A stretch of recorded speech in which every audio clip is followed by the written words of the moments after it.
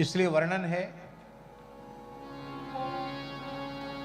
कि गोपियां विलाप कर रही थी और नारद जी ब्रज में आए, तो नारद जी ने कहा रोने गाने से क्या फायदा है। श्री कृष्ण तो गए मथुरा और मथुरा से गए द्वारिका, और अब इतने अधिक व्यस्त हो गए हैं कि अब तुम उनकी आशा छोड़ दो, वे कभी लौटकर यहां आने वाले नहीं हैं। इसलिए अपना काम धंधा करो, और नहीं तो तुम सबकी रोने गाने से छुट्टी मिल जाएगी, छोड़ो ब्रज चलो द्वारिका। गोपियां हंसने लगीं, बोले इनके स्मरण में, इनके लिए रुदन में भी आनंदानुभूति होती है, इसलिए हम रोती हैं। सच्ची बात तो यह है कि तुम्हारे भगवान मथुरा और द्वारिका गए होंगे, हमारे श्याम सुंदर न कभी मथुरा गए न कभी द्वारिका गए। हमारो मुरली वारो श्याम नागरिदास द्वारिका मचरा, इनसों कछु न काम। हमारे ठाकुर जी तो यही हैं। नारी जी बोले तुम्हारे श्री कृष्ण यही हैं, हम कैसे विश्वास करें। बोले अभी प्रकट होते देखो। तो गोपियों ने कीर्तन किया, और थोड़ी देर कीर्तन करने के बाद ठाकुर जी प्रकट हुए।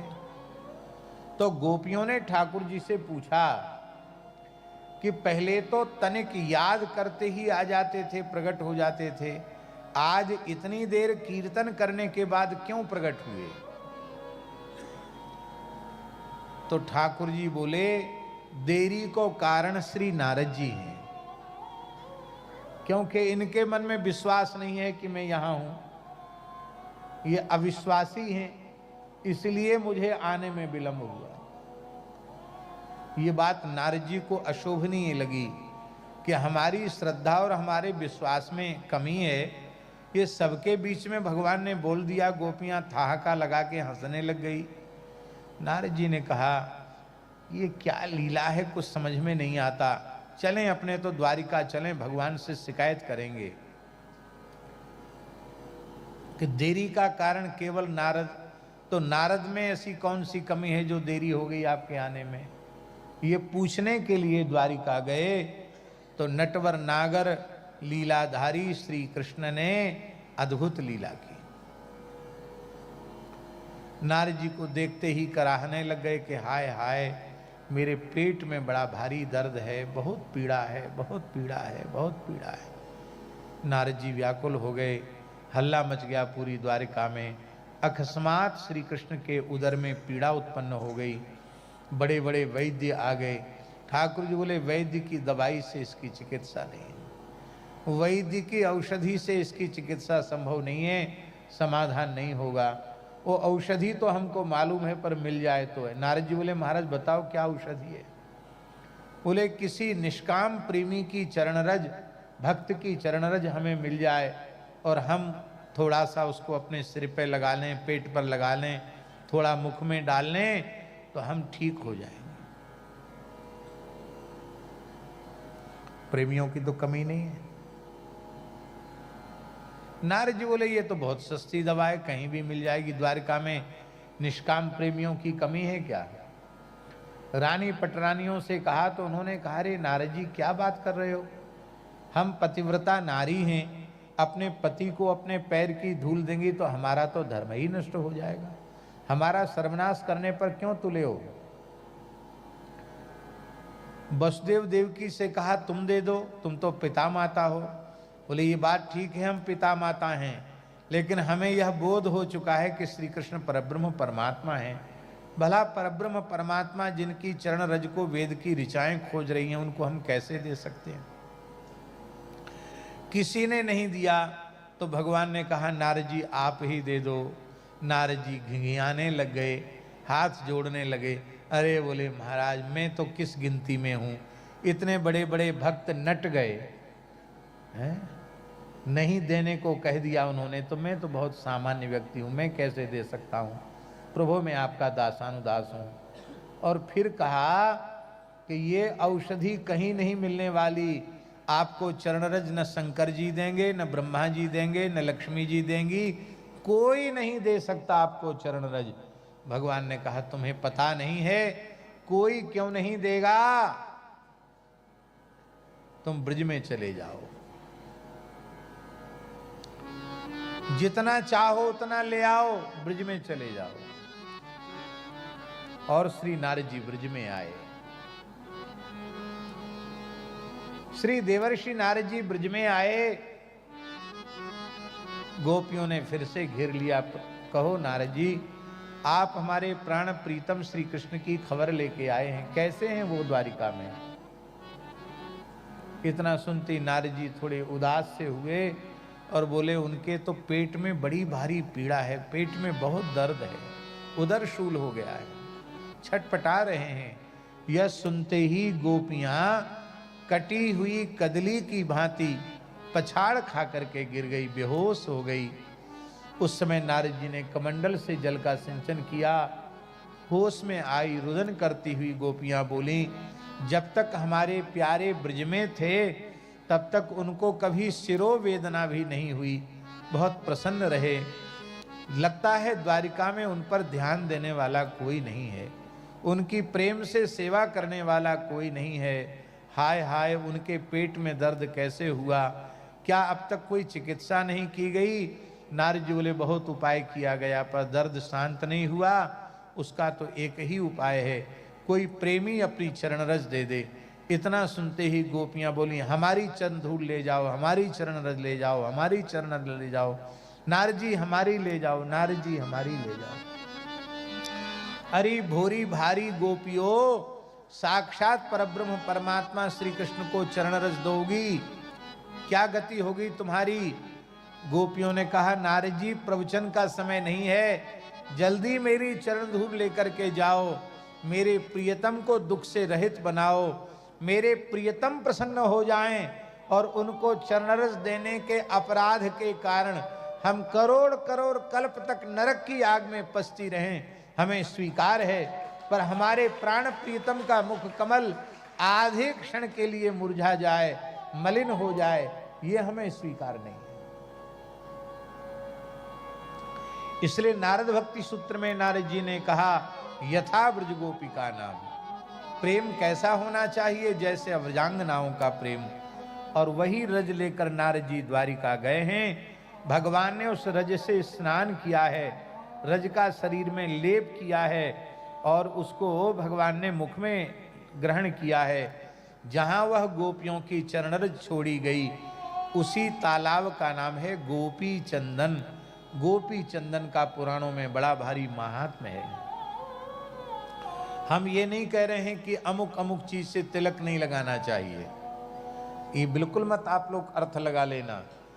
पर शास्त्रों में, पुराणों में भगवान व्यास ने श्वेत चंदन और गोपी चंदन, इन दो के द्वारा ही तिलक धारण के विधान की बात कही है।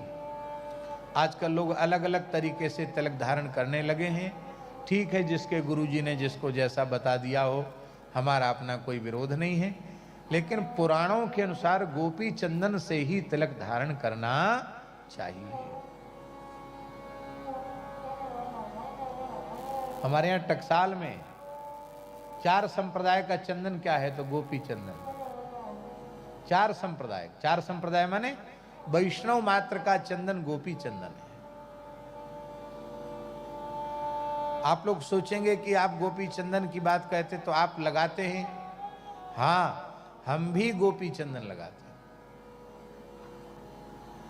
हमारे ठाकुर जी विराजमान हैं, ठाकुर जी की नित्य सेवा होती है। उनके श्रीअंग का प्रसादी चंदन, उस प्रसादी चंदन को जब हम अपने मस्तक पर पधराते हैं तो उसी में गोपी चंदन घिसते हैं। ये जो चंदन है केवल मलयागिरी चंदन नहीं है, प्रसादी चंदन, इसी में गोपी चंदन घिसते हैं। अब हमको देखा देखी लोग करके बाजार से रंग खरीद लाते हैं और सोचते हैं कि गुरुजी ऐसा लगाते लाल पीला तो हम भी ऐसे ही लगाएं। अरे भाई, सबको गोपी चंदन से ही तिलक लगाना चाहिए। बहुत से लोग कहते हैं हम तो ब्रजरज से ही तिलक लगाएंगे। ब्रजरज और गोपी चंदन में भेद नहीं है, भेद करने से अपराध होता है। और देखिए, अपने जड़खोर गोधाम में इसी भाव की पूर्ति के लिए शुद्ध गोपी चंदन द्वारिका से, जहां से प्रकट होता वहां से मंगा करके उसमें गिरिराज जी की ब्रजरज गोरज मिला करके और श्री यमुना गंगा जल मिला करके चंदन बनाया जाता है, जिसका नाम है गोरज तिलक।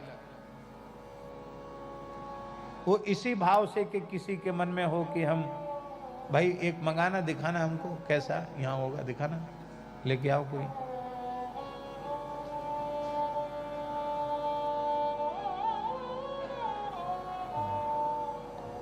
वहां तुम यहीं धर के बैठे हो।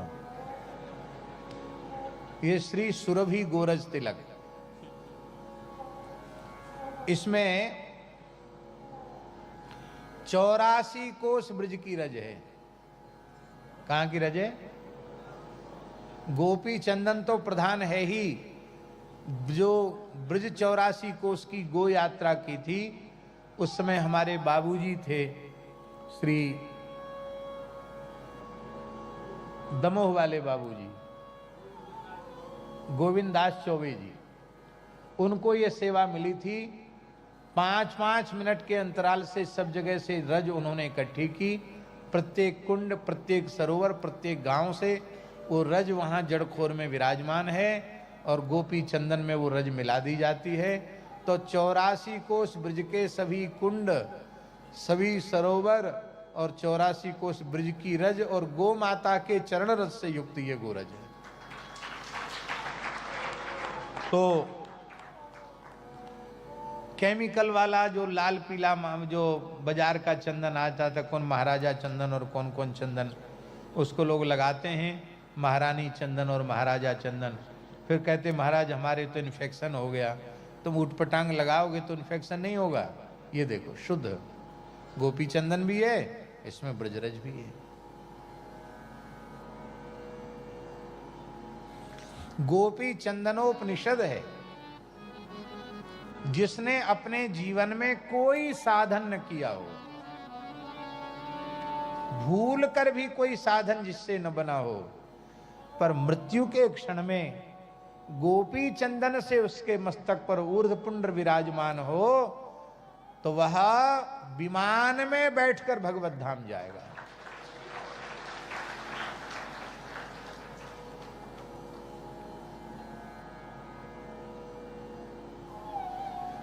ऊर्ध्वपुंड्र धरो मर्त्यो, गोपी चंदन से ऊर्ध्वपुंड धारण करने वाला मर्त्या म्रियते यत्र कुत्रचित स्वपाकोपि विमानस्थो मम लोके मय्यते।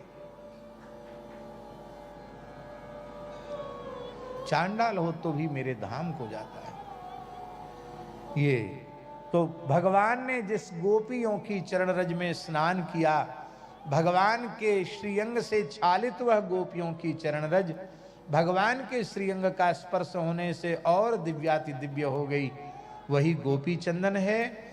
और महाराज जी हमने तो एक बार कई साल पहले हम लोग गए थे, जब गर्मियों का समय था, राघवेंद्र दास जी हमारे साथ थे, हम लोग खुद खोद करके लाए थे वहां से गोपी चंदन। और आज भी गोपी चंदन जब खोदते हैं तो उसमें शंख का चिन्ह, चक्र का चिन्ह, चंद्रिका का चिन्ह, वंशी का चिन्ह आज भी कई कई मिट्टी में प्राप्त होता। वहां किसने बनाया उसको? प्राकृतिक रूप से उस रज में भगवान के आयुधों के चिन्ह बने हुए होते हैं। कभी कोई ऐसा ढेला मिलेगा तो हम आपको बताएंगे कि देखो इसमें चक्र का चिन्ह बना है, इसमें शंख का चिन्ह बना है। गोपी चंदन की बड़ी भारी महिमा है। गोपी चंदन लिप्तांगो यम यम पश्यत चक्षुषा। गोपी चंदन का तिलक जिसके शरीर पर है, वो अपनी आंख से किसी पापी को देख ले तो वो पापी पवित्र हो जाता है। पदावासं स्पृशे सद्य साधु सात सभी मुच्यते।